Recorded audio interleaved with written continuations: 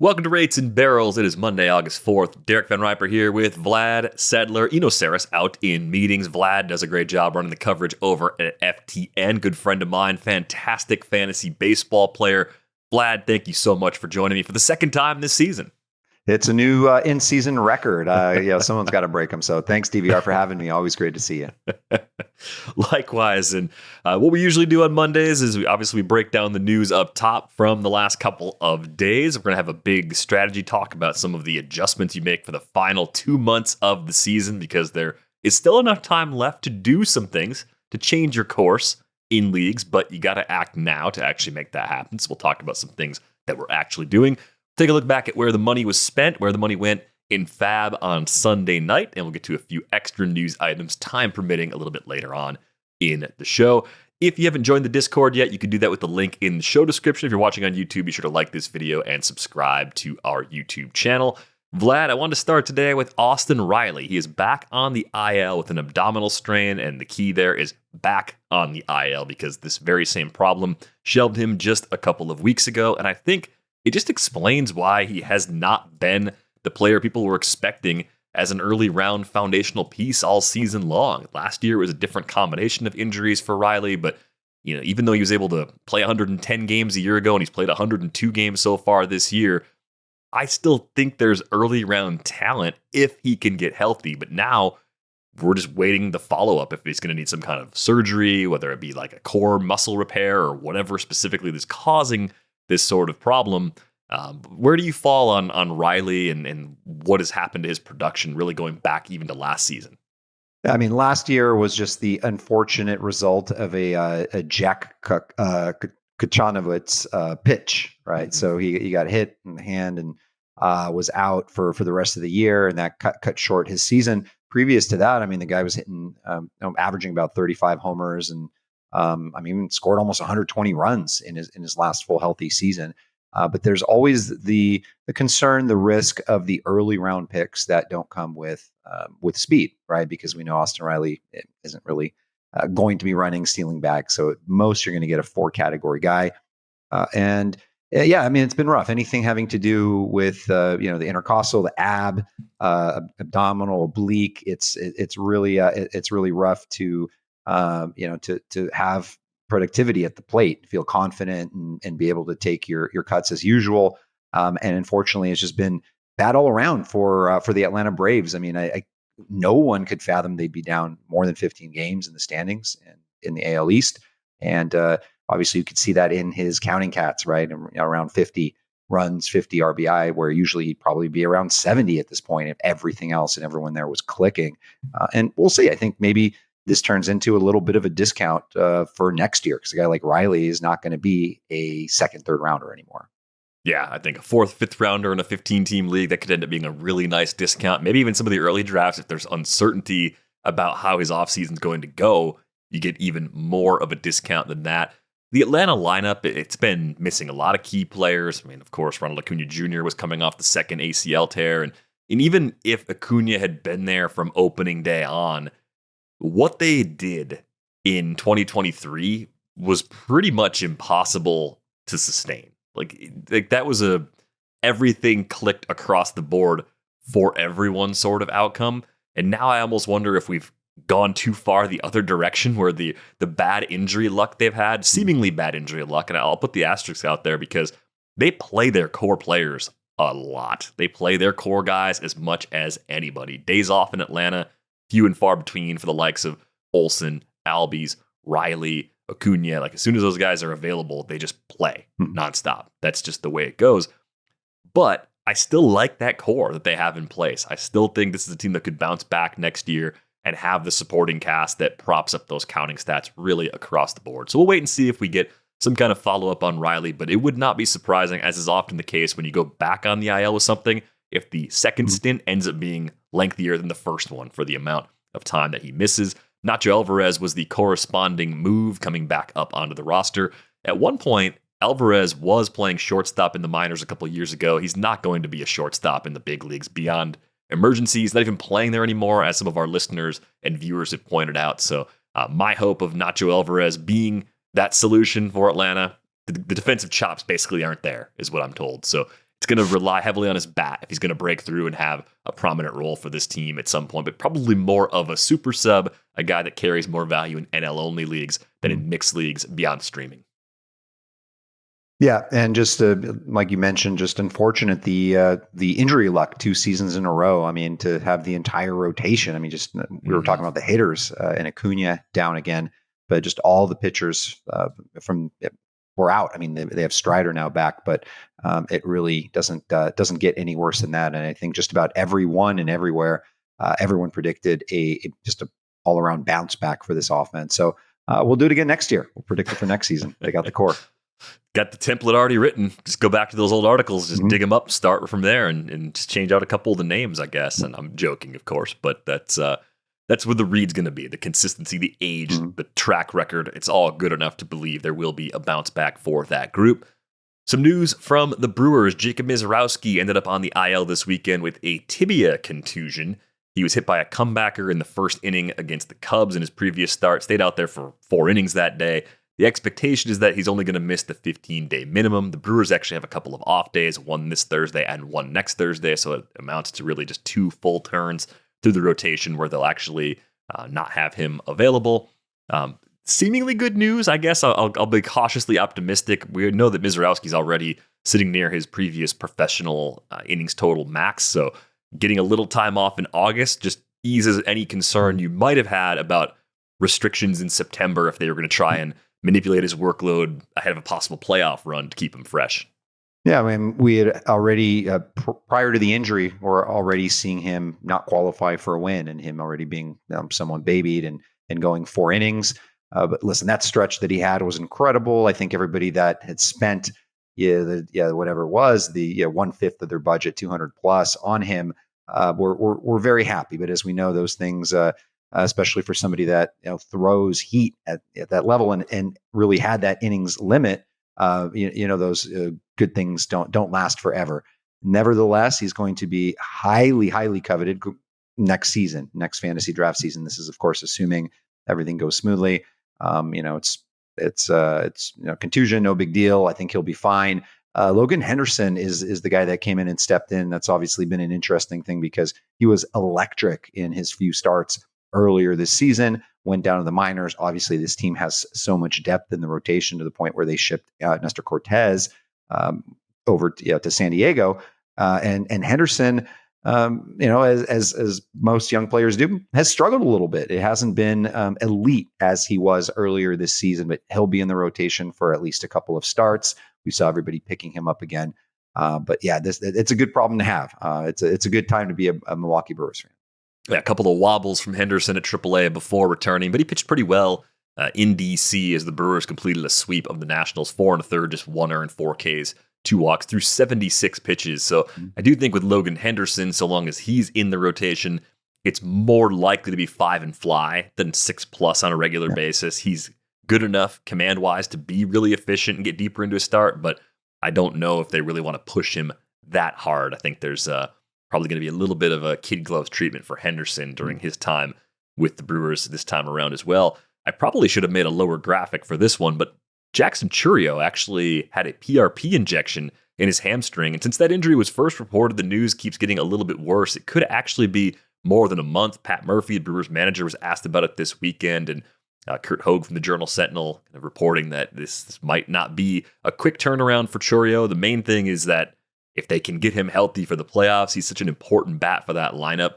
But this definitely could be a thing that opens the door for prolonged Blake Perkins playing time, as we saw in Fab spending this weekend. Yeah, I mean, of course, you want to win the division, but you also want to make sure you have everybody ready for the playoff run, and we're a couple of months away from that, or from the actual playoffs here. 8 weeks to go in the season, and the team just seems to be humming continuously. You're getting guys like Isaac Collins just out of nowhere, just absolutely crushing it. Caleb Durbin came up, struggled a little bit at first. Now he's fitting in really well. And I mean, even Brandon Lockridge came over from the Padres in that Cortez deal, like making things happen right away. Came in probably as a bench bat or a short side platoon guy. He got the opportunity to lead off right off the bat. And the team is great. At some point, you'll get Rhys Hoskins back. there's no reason to rush things with Jackson Chourio. They're going to be in the hunt. Listen, the Cubs are going to make things difficult for them. Brewers may or may not win the division, but I am pretty certain they're going to make the playoffs. And in the playoffs, you're going to want to do it with your star player, with Jackson Chourio. So he needs to be a part of that and be healthy. They played well in that wild card series last season against the Mets. Critical part of that lineup as you try and think about where this team might be able to go in October. Some updates from Dodgerland, which feels like they just dominate the early parts of our shows because they've got so many injured players, a lot of pitchers, of course, this year, but has been a problem for the position player group, too. It looks like Tommy Edman's going to be IL bound with a sprained ankle if he's not already on the IL by the time you actually get to hear this. The good news, I guess, for the Dodgers is that Max Muncy is nearing activation, so you probably have a simple one-for-one swap on the roster. And really, Vlad, ever since Muncy got that astigmatism fixed earlier this season, he's gone back to looking like the peak versions of Muncy that we'd grown accustomed to. Yeah, this is one of the literally, it's just Juan Soto and maybe another player that has had a higher walk rate than him over the last half decade plus. This is a man that is always on base, the OBP league king, and we've seen him falter lately. Over the last couple seasons, where we just didn't know if he could make it through another year, and this has been really a huge turning point for him. And unfortunate that he went down with injury, but yeah, he's back. He should be. We'll see if he's activated there in the lineup on Monday. Tommy Edman, who was incredibly hot for the first couple of weeks of the season, we thought we were on to an absolute gem in the fantasy world at his ADP in the, I think, early 200s. He hasn't done anything for months, but he also, again, we find these things out after the season that these injuries are plaguing the players all season long. And so, yeah, Tommy Edman takes a seat. You got Hyesung Kim, on the IL as well. And Muncy will be back, probably a little bit higher in the lineup. You'll see Andy Pajes probably move down a spot or two. And I think Alex Freeland will probably play a little bit of second base. He's their top prospect there, who actually played 4 straight games at third base against righties. So, he's somebody that's going to take some time, I think, to get adjusted. I think the big payoff with Freeland will probably be in a couple of years. But listen, who knows? Maybe he finds a way to stick around on the team. He really is a really, really good player. Yeah, 12 homers, 17 steals in 94 games this year at AAA. Gets on base a lot, doesn't have a major strikeout problem, versatile enough to play multiple infield spots. In a weird way, if they hadn't signed Edman to that extension, I'd be more bullish about Freeland's playing time outlook in the immediate future, right? I think you're right. It might be a little further out, but someone that you should be thinking about, at least in 15-team leagues, when these extra runs of regular duty pop up because of injuries to other players on the depth chart.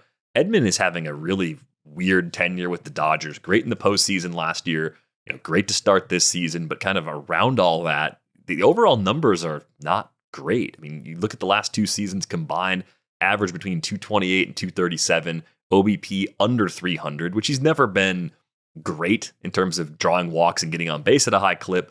And it's been more in-game power over speed, right? He's got 9 steals in 10 attempts during his time with the Dodgers. Over 123 games. He's popped 18 homers, though, during that span. So I don't really know what to make of Tommy Edman at this point. I can't tell how much of his decline over these last 2 seasons is just the result of injuries that he's been working back from and dealing with. Yeah, and the other issue is from a fantasy perspective, when you're spending draft capital in the mid rounds on somebody that, first of all, you get the Dodgers lineup context, which is always a wonderful thing, usually no matter where you hit in it. But when you are picked up for specific categories, right? Like we projected Tommy Edman for at least 20-ish stolen bases. And this is a man that prior to his wrist injury last season, he averaged 30 stolen bases per season for the Cardinals. Come to 2025, and you're not getting that.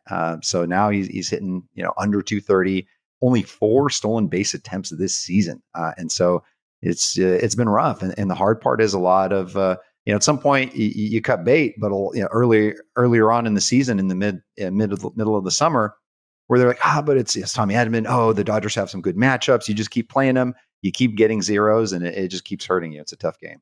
Yeah, you keep seeing a couple lefties on the schedule in weekly leagues. You're like, oh, he's definitely going to crush those lefties, so I got to leave him in. And Yeah. you just keep talking yourself into it. And then by the time you know it, oh, it's the middle of the season, and now I'm actually lagging in stolen bases. And now I have to make some significant adjustments to make it all work.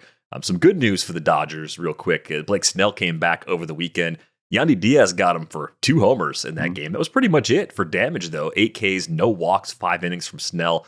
I'd give it the thumbs up. First start back off the IL after a lengthy absence. That's actually pretty good. So I think you have to be kind of encouraged if you're a Dodger fan or if you've been waiting for Snell to come back off of your IL. I think your area of concern right now, if you're a Dodgers fan, is that bullpen where Blake Treinen was wobbly again on Sunday, failed to convert a save opportunity. Ben Kasparius came in, cleaned up that mess, kept the damage off of the ratios of Blake Treinen in the process.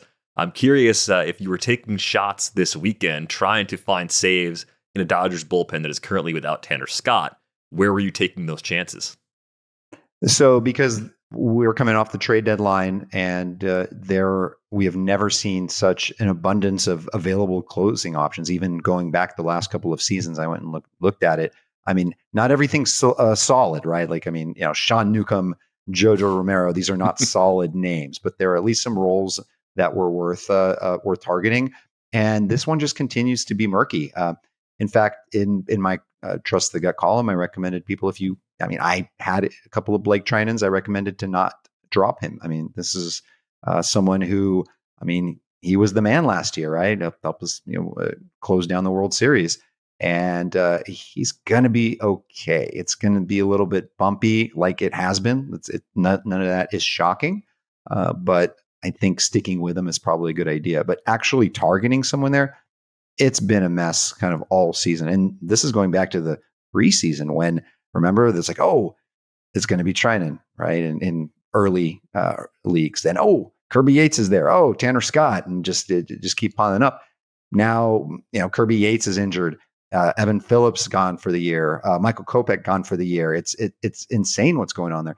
The one true constant there has been their top lefty now, Alex Vesia. Alex Vesia has been an absolute beast. And so I think he's going to continue to earn the occasional save opportunity. Maybe if Treinen continues to struggle, or even Ben Kasparius has been shaky for the last month and a half, maybe Vesia, kind of works out over there. Yeah, Vesia's skills growth over time is actually really impressive. He's always been very good for ratios outside of like kind of a bump in 2023, but 35.8% K rate, 7.4% walk rate. I mean, that's the stuff that closer ones are made of. It's just more of an opportunity question and whether or not they'd actually have him in that role. Given how much money they gave Tanner Scott, I think if Tanner Scott is back from the IL, they prefer Scott in that role as opposed to Vesia, but this window is at least open temporarily for Vesia to help contribute. Treinen, I think for like a longer term, like big picture, like what's really going on question, like the stuff is kind of the same as last year. The slider is still excellent, so you don't have any like major drop off with his most important pitch. Velocity wise, averaging 95 on the fastball. Like last year it was 94.2, so it's not a velo dip. I mean, I think you're right to preach patience as it pertains to Blake Treinen, because even if you're going to say it's some kind of committee, regardless of what's going on with Scott, I do think Treinen probably leads the committee in the short term and still has a role in it even after Scott eventually comes back. Yeah, exactly. And even then, you got if Tanner Scott is back and you've got Blake Treinen, you got your top lefty, top righty, you're in a good spot. I imagine we'll get to a point in October where we're not asking the same questions about the Dodgers bullpen. I think they've got a lot of talent there. It's just a matter of getting everybody right, kind of rearranging things post-deadline. Let's get to some big picture questions, tactical adjustments for the stretch run. So as you think about your rosters, I mean, different teams are in different places right now. You might have some that are front running, you're competing for titles. Some you're just trying to get back up to the cash line. So what you're doing might vary a little bit from league to league, but what kinds of adjustments are you making now as we look at this final 2-month stretch? Yeah, I mean, I think first for players that are managing multiple teams, you'll see the focus obviously more on the teams that are in the hunt, that are fighting for something. I catch myself the same thing. Like I don't want to finish last in the league. And so I'm going to continue to fight to make sure that I'm competitive all season and I'm getting those teams out of the cellar. But strategic like priority bid orders. Do I go an extra dollar here and all that? Those really are for, reserved for the best teams. And, for me, it really is about getting aggressive for the cat. If you're playing roto, the categories that you are looking for that you need to chase in. I find myself in a position with a lot of teams that are short on home runs and RBI. I have a lot of stolen bases. If I got all the Victor Scotts and the Jose Caballeros and everything I need, and it's hard to play those guys when you're you're not going to gain much from like a 3 stolen base week from someone, yet you have an opportunity to actually gain a few points in the standings and possibly win your league or cash by earning those stats that are more of the events are obviously correlated, right, with the runs, home runs, and RBI. So that's what I'm looking for. Also making sure that I'm not taking zeros when I can. If I'm chasing runs, homers, and RBIs, I want to make sure I'm not playing that I have coverage on my lineup for the week making. If I have a right-handed hitter that might be going up, on a short side platoon, and he might only project for 1 game out of the 3, I want to make sure I have coverage in my lineup for that so that I'm maximizing at bats. That's something we should do all season long. It'll be, obviously horrible if you lose a league by an RBI at the end of the year. We've seen it before, but that's just kind of making sure that we are active and covering our quote unquote bases with our offense and with the at bats during the course of the season. Yeah, and I think throughout the year, the playing a little bit for the future, like having that one guy you're waiting on, or maybe it's 2, depending on your league rules and the size of your bench, that shifts. I think that's exactly what you're referring to. Eventually, there's no future to play for. So you have to make sure you just have enough floor, you have enough production for every lineup period. It's this time of year where I'm more likely to have like a 3rd catcher on my roster. I very rarely would hold 3 catchers in a 2-catcher league up prior to this point. But now I don't want to have that weekend where I got nothing there. So I do think it's little things around the margins like that I start to play differently. The main kind of obvious categorical thing too is you're far enough into the season now. If average is a problem, OBP is a problem, ERA is a problem, WHIP's a problem, your only real way out of that is to get extremely lucky. And to do that, you're basically saying, I'm willing to punt this. I'm going to play volume because I want to chase strikeouts. I want to chase wins. Maybe you're adding a couple of relievers trying to get saves instead. But generally, if you're going for wins and Ks, you could get lucky throwing a bunch of extra 2-start weeks, have some guys that go off, get really hot with ERA stretches that are good, with WHIP stretches that are good, and help you dig out of that. You're doing it more because there are points to gain, more points to gain in the counting stats than there are points to lose in the ratios. So I'm at that point in the year where I've like gone into full-on aggressive mode. Like, do you have 2 starts? Okay, that's all that matters. I actually don't care if you're good. You're on the bid tree somewhere if I'm trying to find as many starts as possible.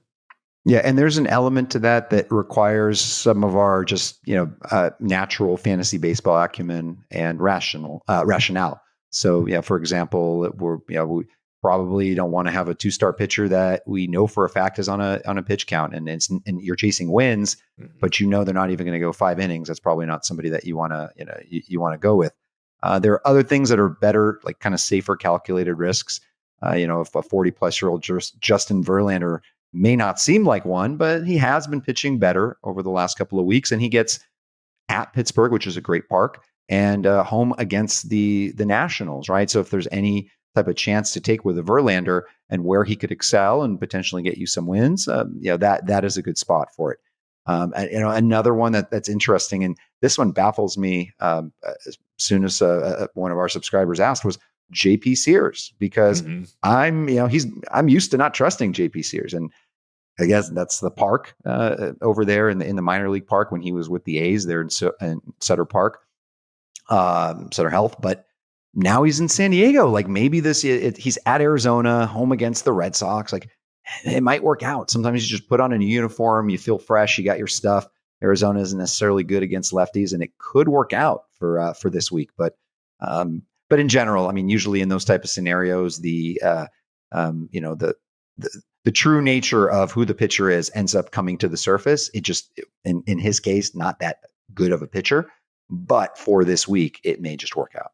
Yeah, and a massive change in organization, just in terms of the park, how it plays when he's at home too. Like you can throw JP Sears against almost anybody for the home starts that are going to come up throughout the rest of the season too. That Verlander call, I think, could be a good one. It looked earlier in the year like Verlander still had something left in the tank. It's very hard to weather that storm in more shallow formats. I think my brain has been kind of rewired over the years to think so much about 15-team mixed leagues where you can be patient. You might have a guy that runs a mid-4s ERA and doesn't have a great whip, but you're like, no, I know there's something better coming down the road. He's going to get that down to a high 3s ERA, and it's going to be league average for whip, and the Ks are going to be there, and maybe even the wins will be there too because of usage. So you can have that little extra bit of patience, but I can totally understand seeing Verlander on and off rosters in those more shallow formats, and that's probably what he's going to be even if he does start to pitch a little bit better. He's not necessarily glued to your roster the rest of the way unless there's a stretch of multiple weeks where you get matchups that line up as favorably as they did for this week. I was going to ask you about the balance of starters versus relievers and how you toggle that. Like, how aggressive can you be? Because if you're strong in, let's say, the counting stats, except for saves, can you go to a 6 starter, 3 reliever split, or even a 5 and 4 split for a little while in August and maybe let the field possibly make up some ground on you in Ks, but take that chance that you may have to, depending on how tightly they're clustered, actually move up a little bit in saves?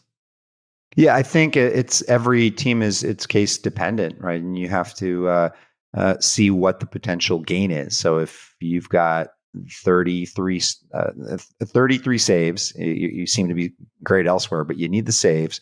You have a league that's really tight in going after closers all year, and especially after what just happened this weekend, where you lose guys like David Bednar, Ryan Helsley, on and on.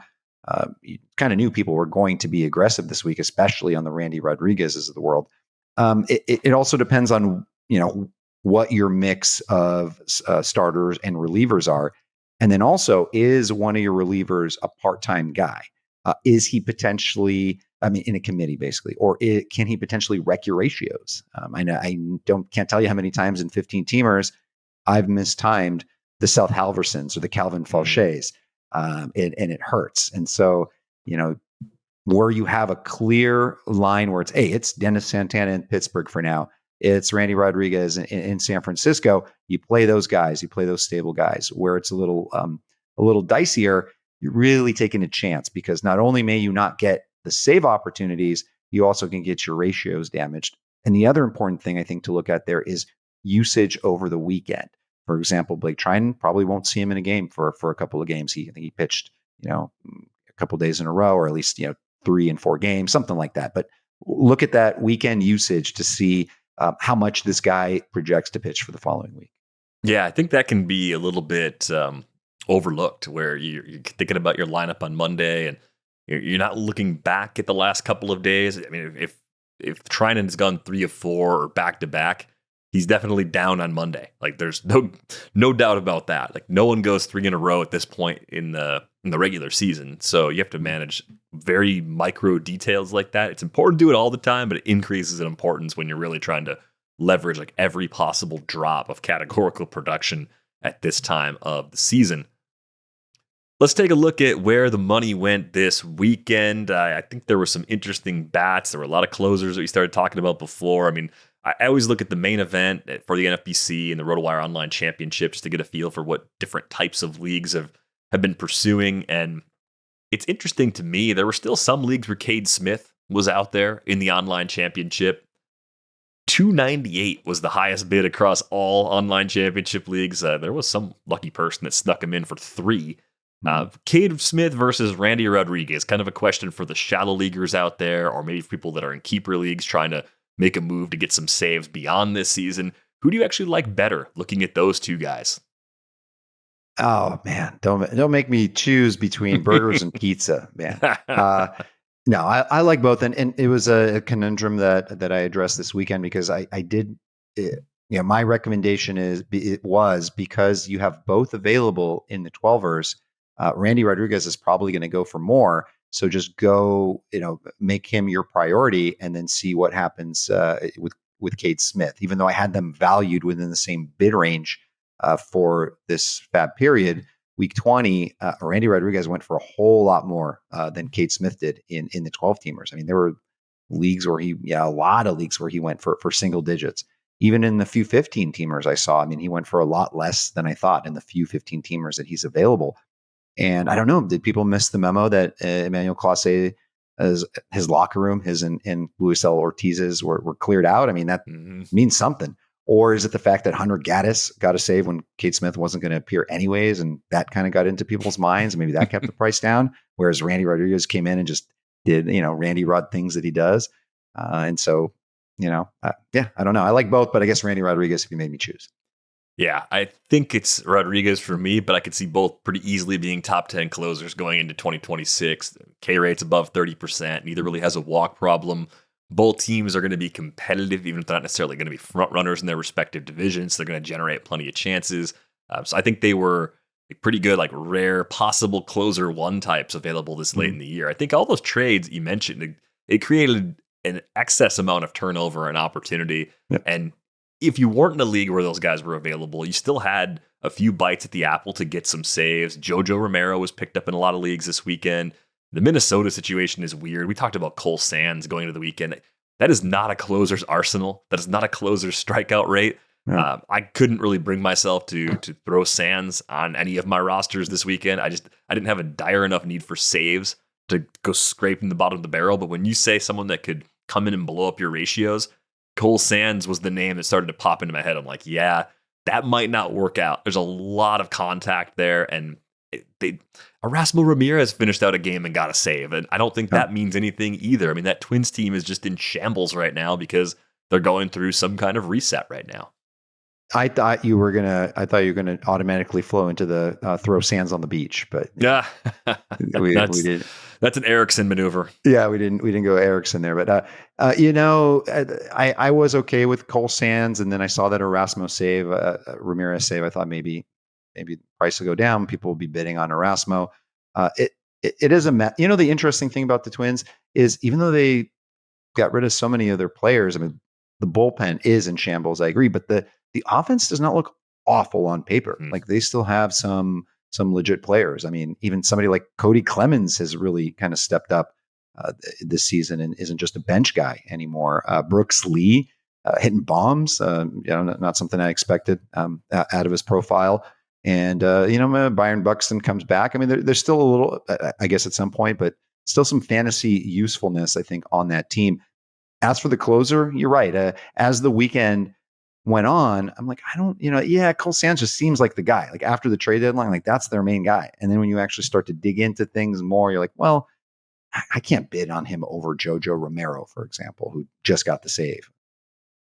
Yeah, the results from the weekend, I think, were important as far as like breaking some of those ties, creating a little bit of separation that we didn't necessarily have when Eno and I were starting to look at this on Friday. Kelvin Fauché kind of got picked up in a few leagues. That Marlins bullpen, it feels like an ongoing committee. And that Marlins team is not bad either. Like they're in the plucky enough to stay in games. They're going to play a lot of close games, but I don't know if there's any one closer out of that entire group the rest of the way. It might just be a revolving door where 2 or 3 different guys are getting saves and we never quite hammer down who the most valuable reliever of that bunch is. Well, yeah, I mean, I think McCullough over there is Clayton McCullough, their manager. I think he's just messing with fantasy owners, really what it is. Because I have owned a rostered Calvin Fauché on a single team 3 times. Maybe it's even 4 for all I know. And every time it's like, now it's Ronnie Henriquez time. Oh, now it's Anthony Bender gets the save. But as soon as you draft Fauché, what's he going to do? He's going to save 3 in a week without giving up a run.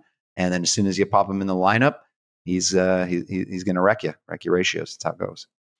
That's how it goes for sure, man. Like Jojo Romero was that name you mentioned a couple minutes ago, though, that I've kind of found Romero to be the sweet spot for mid-range bids. Like I thought the value was okay. Team also in that cluster of not bad, good enough to at least generate some save chances. Skills are maybe a little better than Cole Sands, particularly swinging strike rate. I think that's why I was worried about Cole Sands. The K rate dipped and the swinging strike rate went down with it.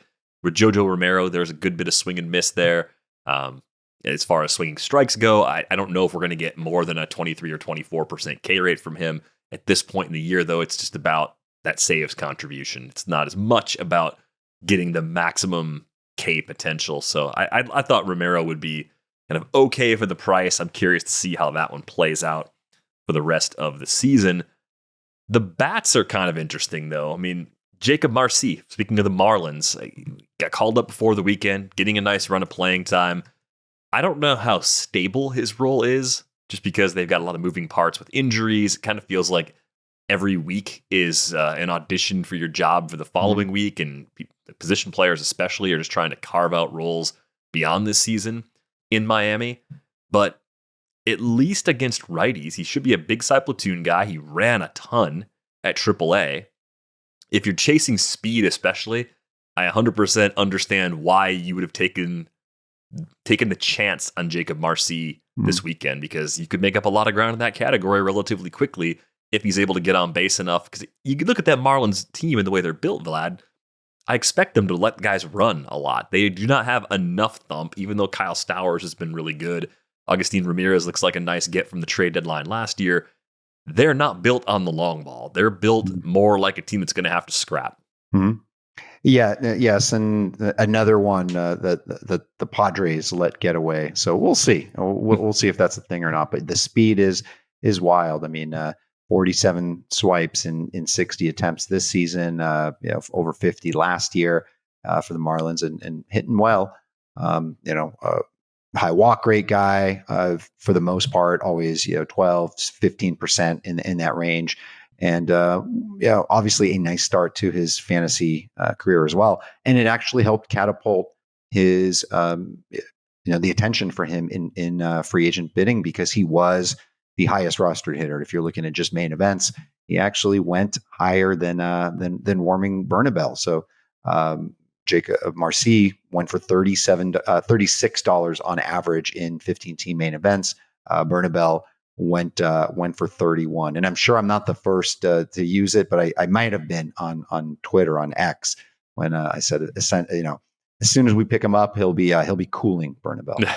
It's another dreadful pun, but actually very well executed. I was trying to remember who in this Rockies organization over the years reminded me of Warming Bernabel, like this kind of like non-elite prospect with intriguing skills, like a really low K rate. And a lot of the Rockies that have broken through the last couple of years have had a lot of swing and miss. I mean, like Brenton Doyle, for example, had a ton of swing and miss in his profile. Jordan Beck had a good bit as a prospect, and Hunter Goodman's had high K rates at occasional stops. Like they didn't seem like an org to me that was doing a good job of finding guys with good hit tool.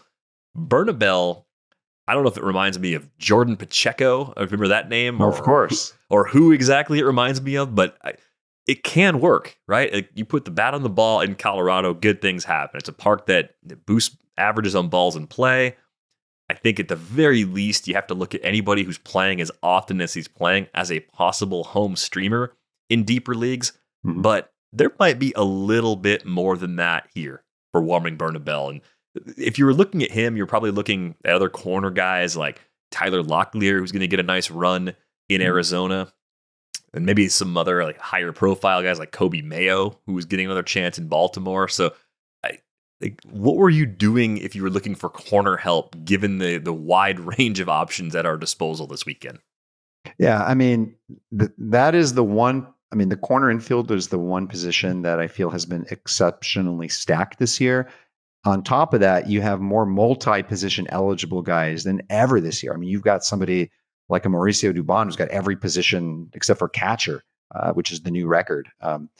Beat out the Willie Castro of last year, 4 positions of eligibility. It's just wild. Like, everybody has corner and middle and this and that. You can mix and match. You're avoiding zeros and lots of power on the corners, and plus a lot of those late round studs. The Andy Diaz's of the world. Even, thinking back to Nathaniel Lowe earlier in the years, Spencer Torkelson's been solid all year. Corner, it doesn't really seem like a problem for people, but listen, never hurts to grab additional help, especially somebody that's going off, especially somebody in Coors. Bernabel was my sort of top recommendation, kind of in the $25 to $40 range, and that's where he ended up.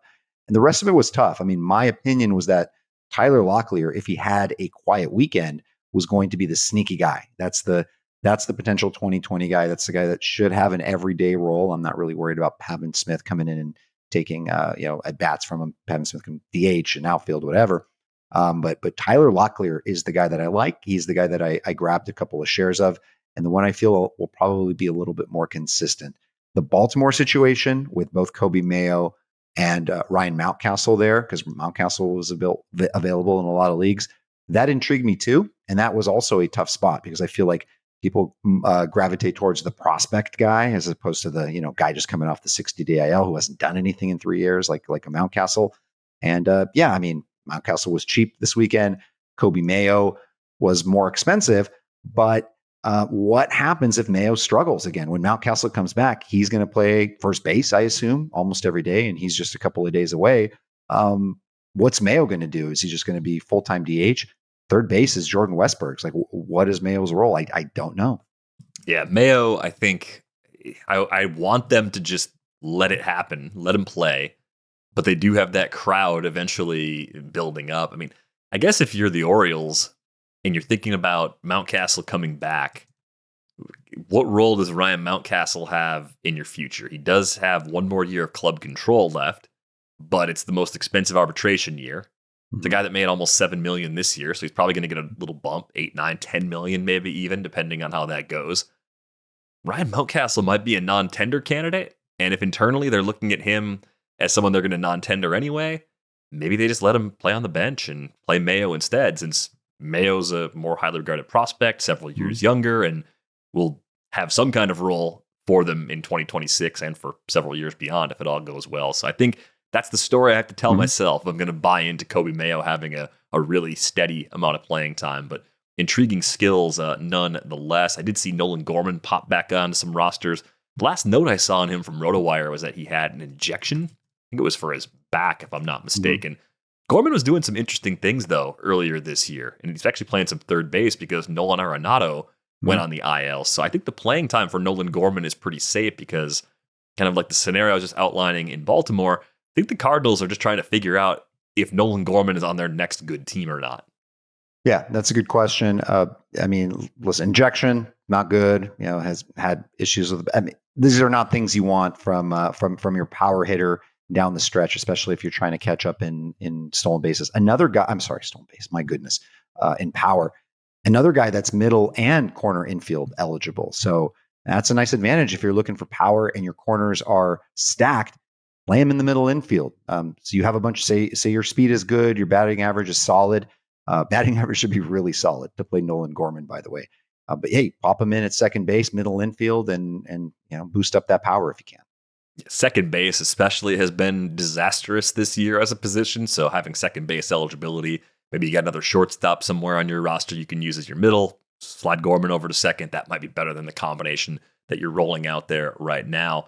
The Tyler Locklear thing, by the way, we noticed that he's struggled with velocity, like 95 and up in particular, which is kind of the cutoff for a lot of guys that end up being more like quad A players. It's interesting enough that Arizona took the chance on him because, as you mentioned, there is power, especially he can hit breaking balls, he can hit off speed. If you see him matched up against the guy that doesn't have 95 plus mile an hour velocity, he's got a couple of those coming up this week. They both happen to be lefties too. He's got JP Sears on Monday nights. By the time people hear this podcast, maybe we'll actually have a result there. And he's got Austin Gomber coming to visit a little bit later on in the week. I think if you're thinking about him from like a daily moves league, DFS, different things like that, I think those are the spots where Tyler Locklear is going to be the most dangerous. As soon as you see a starter with below average velocity, that's your spot to pounce. That's your matchup you want. Yeah, daily leagues. You playing the daily fantasy? Yeah, exactly. That's the kind of spot. Now I'm like thinking about a lineup to build after we finish up this episode. I'm like, you know what? I'm going to get some Tyler Locklear in there and see if I can get a 2-homer game off of JP Sears, even though I do like the JP Sears addition for the Padres. Add Ketel Marte if he's playing today. Yeah. I did see Brooks Lee, who you mentioned earlier, get picked up in a bunch of main event leagues. So 25 leagues he was available there, but I think he got scooped up in some other more shallow formats too, because he's the shortstop now in Minnesota with Carlos Correa back in Houston. I didn't think we'd ever see that, man. Like that, I've said it out loud several times now between Thursday's trade deadline live stream, the recap show on Friday, and now recording this with you on Monday. Carlos Correa being back with the Astros just seems like a pure fever dream to me right now. Probably seems surreal to him too, though, reading some of the stories and some of the coverage about it. But Brooks Lee, to me, is one of those kind of does everything well type players that occasionally guys like this tap into more power than expected because they're good enough defenders to play a premium position and to play every day. They've got good bat to ball skills and they just figure something out. They find something they can hunt in the strike zone and that unlocks 20 or 25 homers for a season or two. So I do think Brooks Lee has both redraft appeal, but also some like keeper league appeal as well in some leagues where maybe it's a keep 10, keep 12 sort of scenario. He might be good enough to be one of your last keepers if you don't have a solid group already. Yeah, he's solid, and I think he is moving into a full-time role because there was a period of time there where he was sitting against the lefties because even though his WRC plus is higher against lefties, everything else is it's like a 10% higher strikeout rate. The ISO's down by 100 points compared to against righties. So his where he's comfortable is hitting the righties, and most of his powered home runs have come against righties as well. But he's there. I mean, he's not going anywhere. He's going to be part of this offense for a long time. And it is more of a thought in dynasty leagues. Just a solid guy, that's going to play a lot. Probably eventually not hurt your batting average. Give you a little bit of everything but the stolen bases, I think, and nothing too elite. And I think a player like that plays. Especially a guy that's probably going to be with an ADP of an afterthought ADP of like 300, 350 plus next year. Yeah, I think he'll go pretty late, especially in early drafts. Good secondary piece or even tertiary piece in a keeper league. If you can just get him as a throw-in from a team that is happy to have another starter but doesn't actually need him in the short term. What'd you do with starting pitching in your leagues this weekend? It felt like a tricky week to find quality starting pitching. I did see some Joey Wentz love in the main event, and I think... Man, lefties are weird. I looked at it earlier today. Off of the Fangraphs WAR leaderboard among starting pitchers, 7 of the top 13 pitchers by WAR are lefties. And as people know, it's not like half the league's left-handed. So there's something going on with lefties this year. We've talked about it a few times. It's almost like because there are fewer of them now, it's harder for guys to hit them or something. Like their rarity, they're slowly because it has made them more valuable as a group. I don't know how to explain it, but it's certainly intriguing. And with Wentz, he's done the thing we talk about a lot on this show. He's changed his cutter grip. So basically, he's added a cutter that works for him. You want to do anything to fix your arsenal? If you don't have a cutter, add a cutter. Joey Wentz did it. Totally different guy now. Yeah, I mean, this follows the formula, the Joey Wentz in 15-team leagues. It follows the formula of, guy comes over to the majors, a name that is somewhat familiar, hasn't been good in his career, hasn't been able to hold on a job as a starter, comes to a team known for good pitching and usually run support in Atlanta, and then you come off a great start and then you have a 2-start week, and that's usually the formula for somebody picking you up, and how that ends up working out most of the times not so well, especially when one of those opponents is the Brewers, but we'll see.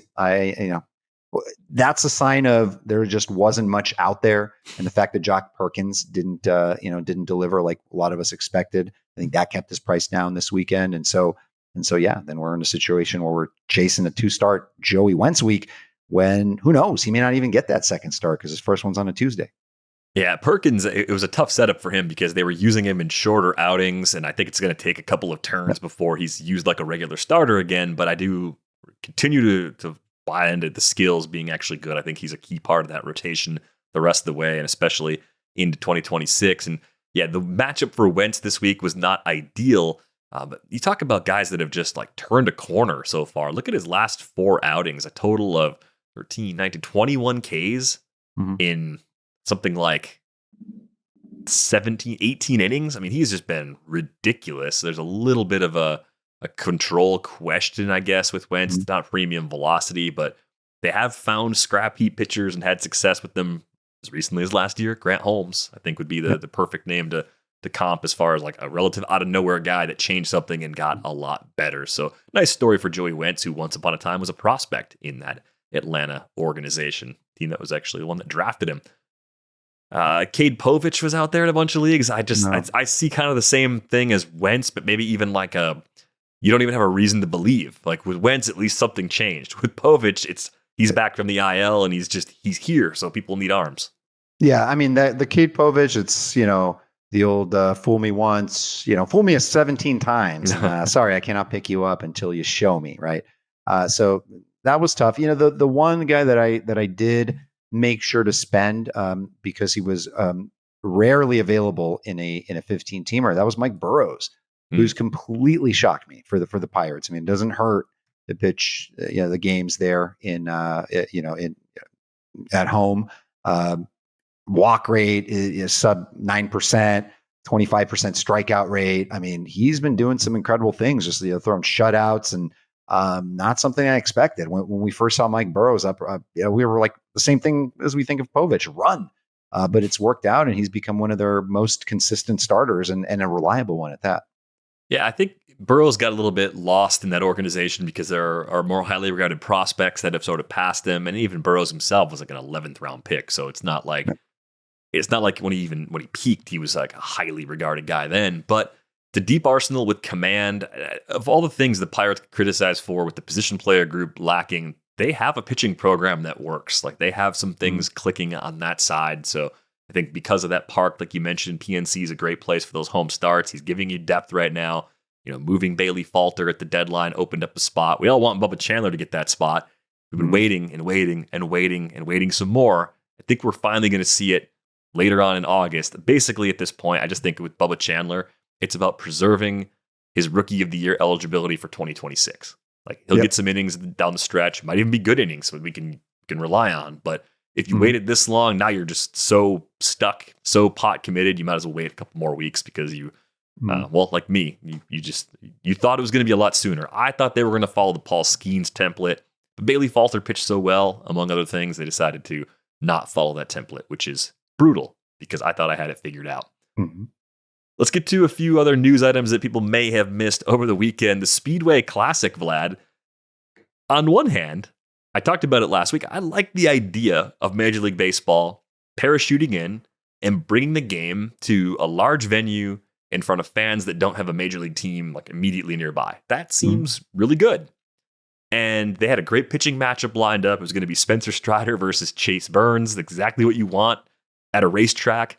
It just didn't go the way Major League Baseball had planned. Rain shook things up. First rain delay caused Spencer Strider to get scratched.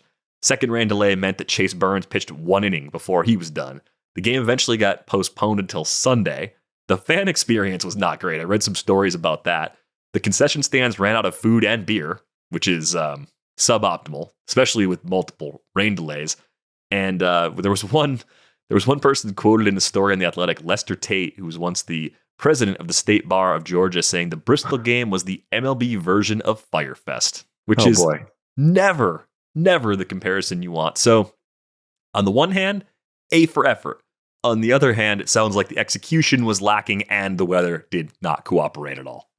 Yeah, I thought it was a great idea. I mean, at first, I hadn't known about it until about a week and a half ago when I was preparing an article and looked and seeing, hey, why aren't the Reds and or the Braves? Why aren't they playing on Sunday? Yeah, that was weird. Like the Sunday planned off day to travel because it's not easy to get to Bristol.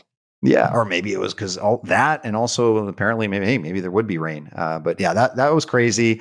Unfortunately, somebody is getting or already got fired for that. I don't know the project manager that was, but come on. I know there are lots of people involved, and it takes an army and all that. But my goodness, how do you run out of food and beer? I mean, you could just follow the script that they use when there's a race there. Just have about that much beer on hand. Maybe you don't need quite that much, but you got a blueprint, They let people bring food and drink, non-alcoholic drinks in on Sunday because of the incident on Saturday. So at least they tried to fix that a little bit. But that was not quite what everyone expected. We'll see if they try it again at Bristol at some point in the future. Some other news, though. Shohei Ohtani scheduled to make his next start on the mound on Wednesday. Probably about 4 innings on that one. I've got Ohtani as a pitcher in Tout Wars where he's 2 players. And it's basically been burning a roster spot all season long. He was very cheap. Nobody wanted him. but I couldn't IL him because he wasn't technically hurt because he's been hitting all year. So I played with a 5-man bench in Tout Wars, and I feel like the payoff might be starting maybe 2 weeks from now, like this start and one more start. Maybe after that, he'll start going 5. So what am I going to get? 6 to 7 starts from Shohei Ohtani in exchange for like a 20th round draft pick and a shorter bench all season? I don't know if that's going to pay off. Are you competitive in that league? And can you get there? And do you need pitching? Yeah, I'm in 5th. The gap to the top is big enough where my best finish is probably more like 3rd. But hey, finish 3rd. It's nice to get on the podium, right? Yep. That was a league where, because Tout Wars has the unlimited IL, like I went the opposite of what I would do in NFBC format leagues, which have no IL. So I had Blake Snell on that team, Drew Rasmussen, like just everybody you can imagine on the pitching side with injury risk. I just piled up as much as I could. Ratios are great. It actually has worked because the unlimited IL is my friend. I went so far overboard, I didn't draft enough good bats. And I haven't replaced enough of my bad bats with the right waiver wire bats to pull it off. So a strategy that I'll tweak and maybe try again in 2026. I will say, and I don't know if anyone's ever said this out loud, but they probably thought of it.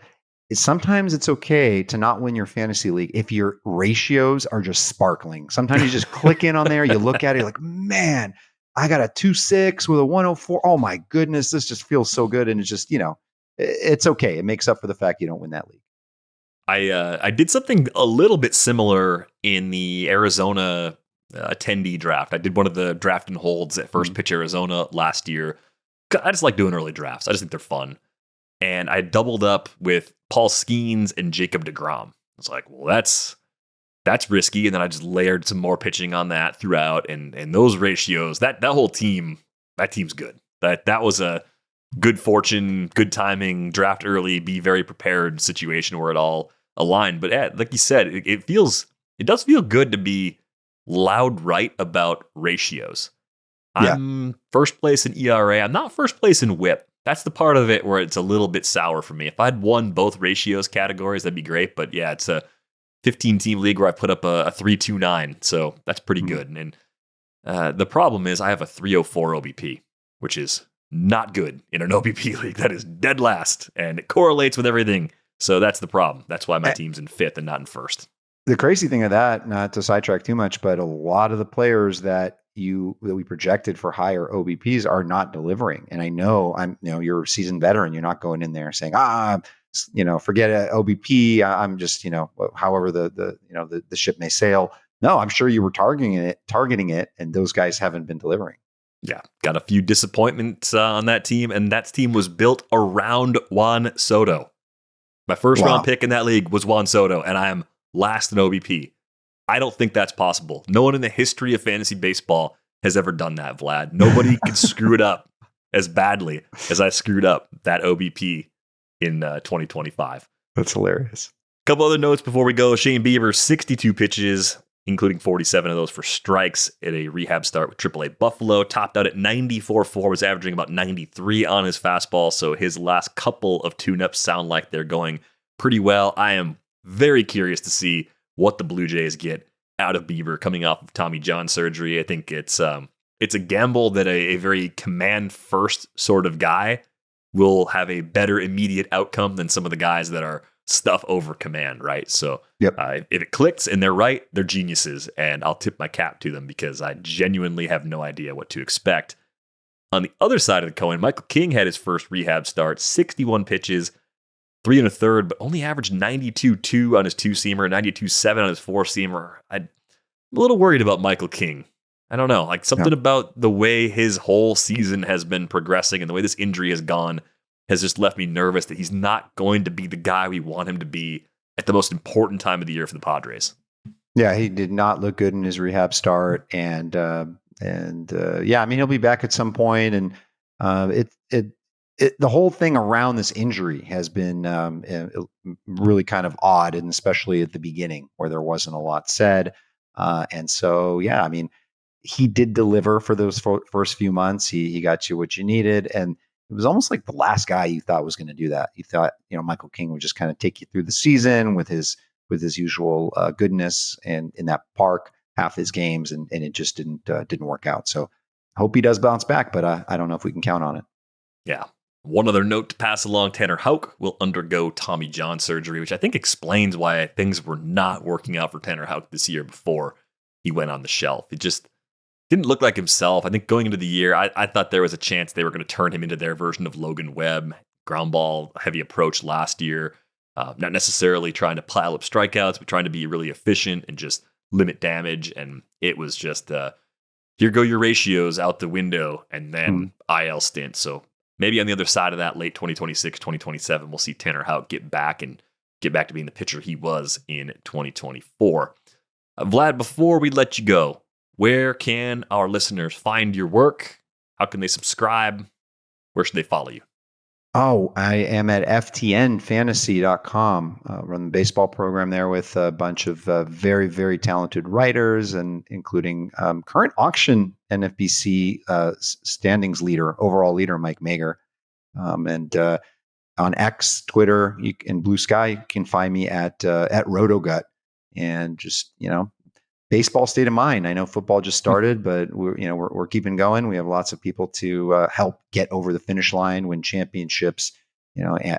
Answering questions like Joey Wentz versus Johan Oviedo, and this is the life we choose, and it's a great one. So thank you so much, DVR. Always a pleasure to hang out with you, Ben. Yeah, always great chatting with you, Vlad. Appreciate the time. You've got a great team over at FTN. You guys do great work over there, and highly recommend people here check it out. Yeah, if you want that question answered, that's exactly the right place to go. It's sicko friendly, safe zone for questions like that, right? Yeah. Like that's what we need to decide on this time of year. Those are the things that can make all the difference in the world. So you want to make sure you get those right. Thanks to our producer, Brian Smith, for putting this episode together. We got another special one cooking up for you on Tuesday, so be sure to keep an ear out for that. It's going to do it for this episode of Rates and Barrels. Back with you tomorrow.